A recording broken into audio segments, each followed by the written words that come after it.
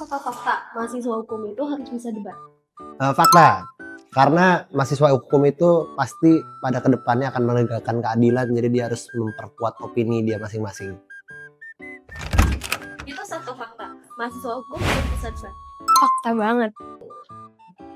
Mitos atau fakta, kalau anak hukum itu harus hafal undang-undang? Menurut saya mitos. Memang sih ngapalin itu penting, tapi yang lebih penting itu mengerti tentang pasal-pasal hukumnya daripada cuma ngapalin doang. Bagi aku sih mitos ya, yang penting kita paham dan ngerti apa itu pasal-pasalnya.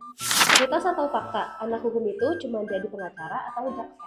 Mitos sih, hukum ini luas ya. Jadi kalau misal kalian tahu ke depannya kalian mau jadi apa, bisa banyak banget sih, hukum luas banget menurutku. Mitos ya, karena anak hukum bisa jadi jaksa, notaris, atau jadi dosen juga. Mitos atau fakta, anak hukum itu nggak bisa santai? Mitos. Kita tuh masih bisa nyantai, masih bisa main sama teman-teman, masih bisa nyantai-nyantai di rumah juga.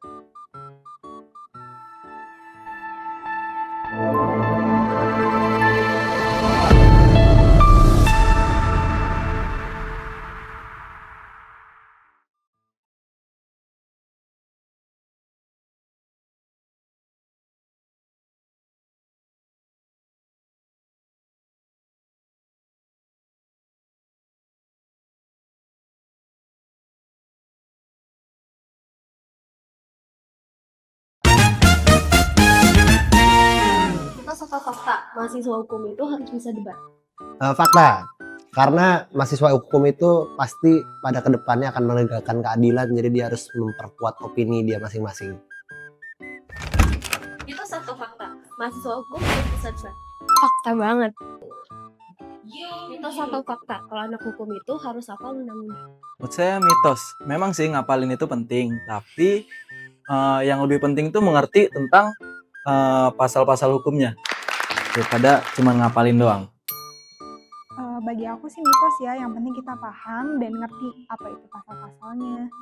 Mitos atau fakta, anak hukum itu cuma jadi pengacara atau jaksa?